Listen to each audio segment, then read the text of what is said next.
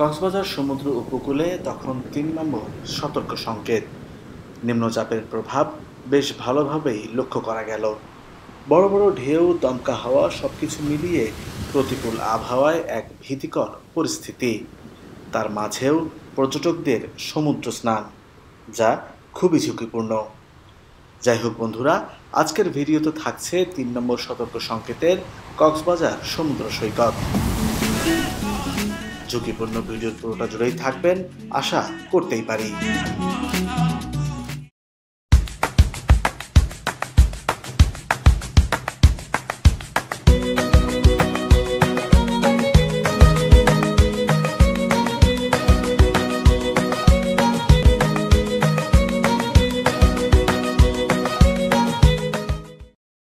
বুঝতে পারছেন আমি কোথায় চলে এসেছি।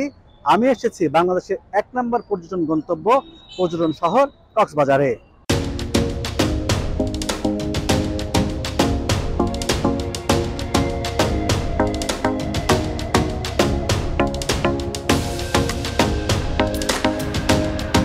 ডলফিন মোড়ের সামনে দাঁড়িয়েই টেক অফ করলাম।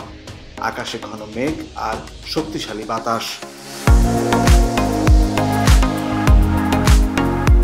কখন বুঝি বৃষ্টি নামে, এমন শঙ্কার মাঝেই কক্সবাজার সমুদ্র সৈকত ধরা পড়ল ক্যামেরায়। নিম্নচাপের প্রভাবে সাগর উত্তাল, দেখানো হয়েছে ৩ নম্বর সতর্ক সংকেত।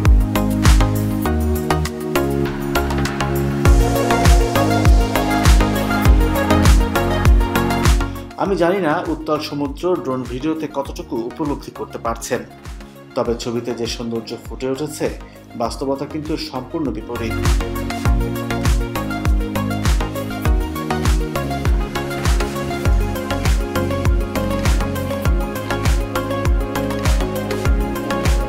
দমকা হাওয়া আর বৃষ্টিতে কক্সবাজার সফরের প্রথম দিনের প্রায় পুরোটা সময় কেটেছে হোটেলে বসে।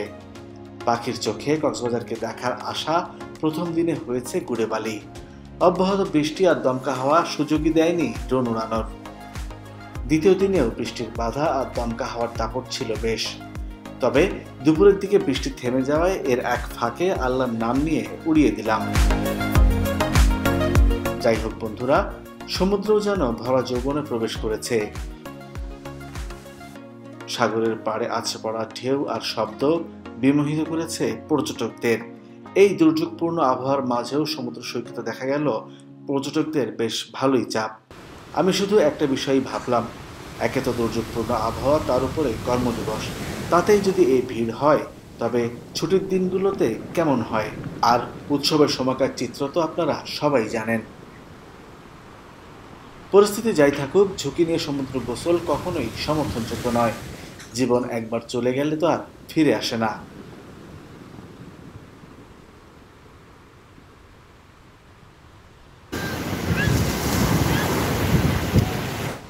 আর এ সময় তো ৩ নং সংকেত চলছিল। ৩ নম্বর স্থানীয় সতর্ক সংকেতের অর্থ হলো বন্দর ও বন্দরে নোঙর করা জাহাজগুলো দুর্যোগ কবলিত হওয়ার আশঙ্কা রয়েছে। বন্দরে ঝোড়ো হাওয়া বয়ে যেতে পারে এবং ঘূর্ণি বাতাসের একটানা গতিবেগ ঘন্টায় ৪০ থেকে ৫০ কিলোমিটার পর্যন্ত হতে পারে। কোন সংকেতের কি মানে তা নিয়ে বিবিসি বাংলার একটি প্রতিবেদন আছে, যার লিঙ্ক দেওয়া আছে ডেসক্রিপশন বক্সে, চাইলে পড়ে নিতে পারেন। সিগাল পয়েন্ট থেকে সরাসরি এসেছি সমুদ্র পাড়ে। অনেক বড় বড় ঢেউ আছড়ে পড়ছে সমুদ্রের তীরে। আমি এখানে প্রায় ১৫-২০ মিনিট ধরে দাঁড়িয়ে আছি এবং ঢেউটি যত দূরে ছিল আস্তে আস্তে আমাদের দিকে এগিয়ে আসছে। সম্ভবত জোয়ার শুরু হয়েছে বা জোয়ার শুরু হবে, আমার একটা অবস্থা মনে হচ্ছে। বন্ধুরা, আজকের মতো এখানেই বিদায় নিচ্ছি। তবে তার আগে জানিয়ে রাখি, যারা গত ১ বছরের মধ্যে কক্সবাজার আসেননি, তারা এলে আগের অনেক কিছুর সাথেই বর্তমান কক্সবাজারকে মেলাতে পারবেন না।